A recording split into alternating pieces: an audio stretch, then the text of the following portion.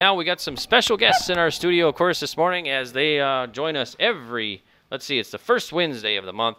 We got some guests from the Foster County Soil Conservation District. Good morning, you guys. How's your Wednesday going? Good morning. Good morning. Good. All right. So in the studio here this morning, we got, of course, Dion Schaff. And Dion is the district manager for the Soil Conservation District. And also joining us this morning is Kerry Smith. He is the county director for the Farm Services Agency. And Don Olds. Don Olds is the district conservationist for the NRCS for Eddy and Foster counties. So, all right. Good morning, you guys. And Kerry, I guess we're going to kick it off with you. We're going to talk a little bit about the county committee election process. Yes, thank you, Greg. I realize that our major elections are over as of last night, but we still have some important local elections that are ongoing right now, and I'd like to talk about our county committee FSA election process a little bit. County committee members are a critical component of the operations of Farm Service Agency. They help deliver FSA farm programs at the local level. Farmers and ranchers who serve on the county committees help with the decisions necessary to administer the programs in their counties. They work to ensure that FSA agricultural programs serve the needs of the local producers, and the county committees provide local input on commodity price support, loans and payments, conservation programs, incentive, indemnity, and disaster payments for commodities, emergency programs, and payment eligibility. FSA county committees operate within official regulations designed to carry out federal laws, and county committee members apply their judgment and knowledge to making local decisions. Our election period process actually started way back on June 15th, but just recently on November 5th, ballots were mailed to all eligible voters. The counties are actually divided up into local administrative areas, and there's 3 for each county in Eddy and Foster County. And the local administrative area that's up for election this year would be the middle third, or there's 6 townships where owners and operators have been mailed ballots to vote. And in Eddy County, those 6 townships are Bush Township, Hillsdale, Sheldon, Tiffany, Pleasant Prairie, and Columbia. And in Foster County, the local administrative area that's up for election would be also the middle third tier, or Nordmar, Larrabee, Rosehill, Haven, Borgelac, and Bucephalia. And actually we have some incumbents running. In Foster County, it'll be Jeff Beta, who's from the Kensal area, and Alan Birkland for Eddy County, who's from the Cheyenne area. And I just wanted to remind those people that have been mailed ballots that they have until December 3rd to return their ballots to the local FSA office. So when is the election is, the ballots have to be in by December 3rd, but can you go in earlier to vote or something like that? Actually, the ballots have been mailed out to the people that are eligible to vote. If they did not receive a ballot, they can always stop by our office and pick one up. Okay, sounds good. They want to talk a little bit about the CRP too? Yeah, I want to just mention a few things about a couple programs that we have going on right now. As everyone knows, we had a serious drought this summer, and due to the drought, they opened up managed emergency haying of CRP, so our farmers and ranchers could get the much needed hay that they needed for their cattle. One criteria for that is that bales need to be removed by November 15th, or they face a possible payment reduction. So I just wanted to send a reminder out if they have not gotten their bales off yet to get them off by November 15th. November 15th, all right, that's next Thursday. Yes. The other thing I wanted to mention too is that a couple weeks ago we started our 2011 SURE program, which is a disaster program. We started taking applications a couple of weeks ago, and the last couple of years people don't realize, we've had pretty decent crops in general. But in 2011, we did have a hail strip that started north of Carrington by the Research Center and went all the way across the county over towards Gray City and McHenry.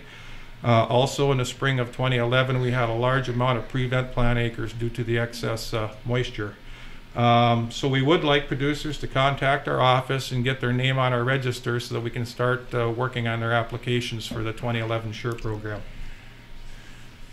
All right, sounds good. So yeah, we got talking with Kerry Smith. He is the county director of the Farm Services Agency, and we got to get the bales off. So just points to recap: got to get the bales off next Thursday, November 15th. Otherwise, there's fees. And I didn't mention what those fees were because the state committee is actually setting what those fees are going to be. But I can mention that in the past year, what the fees were was $4 a bale times 2, so it actually cost them $8 a bale for those bales still being out there. Ouch. Yeah. That'd be a rough penalty, because especially if it hasn't been cut in a while. There's probably a lot of bales out there. All right, sounds good. Anything else we want to add this morning, Kerry? Yes, I'd like to talk a little bit about the Hispanic and Women and Farmer and Ranchers Claims period that's open right now. Okay. The Secretary of Agriculture announced back in September that they could file claims between September 24th and March 25th, 2013. The process offers a voluntary alternative to litigation for each Hispanic and or female farmer or rancher who can prove that USDA denied their applications for loan or loan servicing assistance for discriminatory reasons for certain time periods between 1981 and 2000. The department will continue reaching out to potential Hispanic and female claimants around the country to get the word out to individuals who may be eligible for this program so that they have the opportunity to participate. And call center representatives can be reached at 1-888-508-4429. Claimants must register for a claims package by calling the number or visiting the website, which I'm going to mention, and the claims package will be mailed to the claimants. All those interested in learning more or receiving information about the claims process and packages are encouraged to contact the website or claims telephone number. The website is www.farmerclaims.gov, and again, the phone number is 1-888-508-4429. And remember that the deadline for doing this is March 25th, 2013. All right, sounds good. And then you're located in Carrington, right? Yes. Okay, perfect. Located in Carrington, but just a reminder to all those that do business with FSA, we're a little unique in that we share manage both the Eddy and Foster County FSA offices in Carrington and Rockford. I take my entire staff with me to Rockford on Mondays and Tuesdays. We're back in Carrington on Wednesdays and Thursdays. And on Fridays, we have split staff, so we go half in Rockford, half in Carrington. All right, sounds good. Thanks so much, Kerry Smith. He is the County Director of the Farm Services Agency. All right, thanks, Kerry. All right, so Dion, we want to get you in there too, I think, right? Okay, well, there were just a couple of things that I really wanted to bring up this morning. Last month I mentioned we do a service where we can go out and apply a granular herbicide to your tree rows this fall that will suppress weed growth next spring. And I haven't done that yet, but I need to do it soon, so if anybody's interested, they need to call me pretty quick here. Our number at the office is 652-2551, and I'll be back in there later today.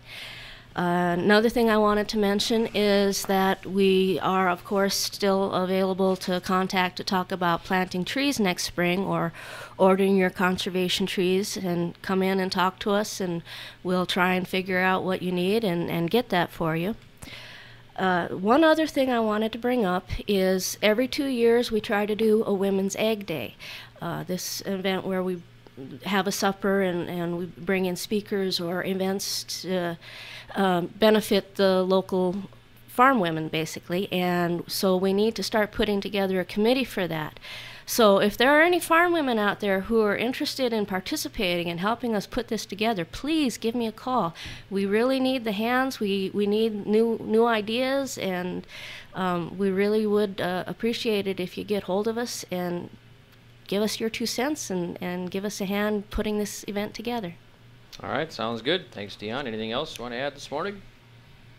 Well, yesterday we had our local work group meeting, so Don and Carrie wanted to also talk about this a little. If you want to. Yeah, we got Don Olds, too. He's the district conservationist for the NRCS. So good morning, Don. Morning.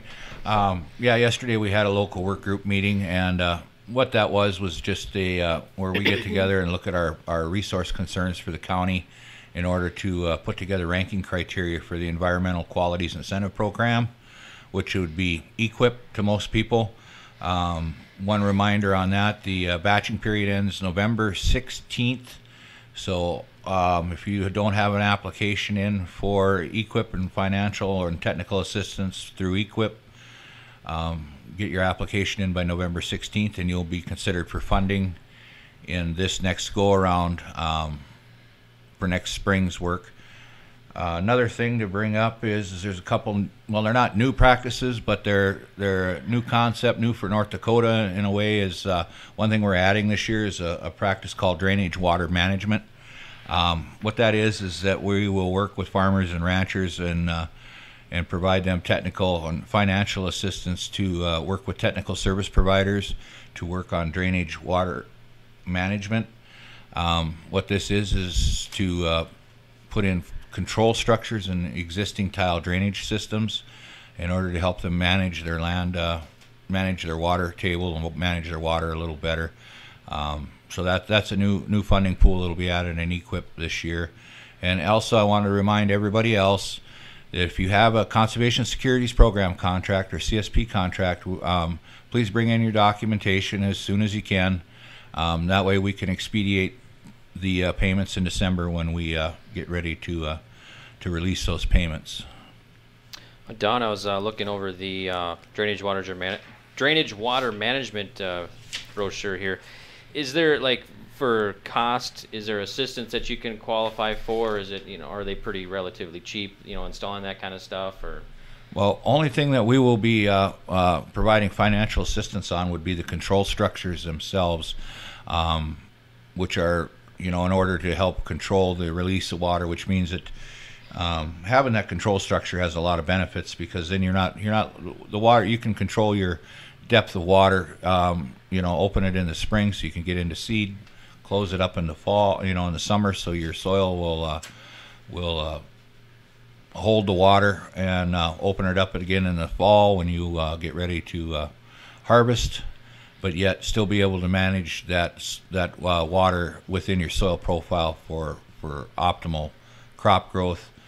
And it has a lot of benefits for organic matter and soil health in general, being able to control that. So okay, sounds good. We won't pay for installing tile drainage. These are only for existing or new tile systems where the tile is already put into the ground. So okay, all right, sounds good. Anything else you want to add this morning, Don? Well, that'll be about it. Just remind everybody to get in their applications for EQIP by November 16th. All righty, sounds good. So yeah, I think anything else you want to talk about this morning, Dion, or anything? You can Carrie, thinking of anything? Well, I just wanted to say thanks to the folks that showed up for the local work group meeting yesterday. It's really important that we get that local input and find out what people are concerned about so that we're applying things that are going to do the most benefit for our county. All right, sounds good. Well, thanks so much, you guys, and we'll see you next Wednesday. That's the first Wednesday of every month. So we got we'll see you again, hopefully. Yeah, thanks for having us. Thank you very much. Thank you. Thank you. All right, that's some guests from the Foster County Soil Conservation there. We had Dion Schaff. She is the district manager for the soil conservation. Also, Don Olds. He is the district conservationist for the NRCS. And also, Kerry Smith. He is the county director of Farm Services Agency. All right, it's 8:34 here this morning on Dakota Country Radio. Let's take a quick break, and we'll be back with more on KDAK. We've got one more day of high school football action in North Dakota Friday from the Alara Center. All 4 games of the Dakota Bowl will be brought to you on 103.1 The Raven, KDDR in Oaks, and KDAK in Carrington. Pre-game coverage of the Class A matchup between Hazen and West Hope will begin at 8:30, taking you right up to kickoff. That'll be followed by the 9-man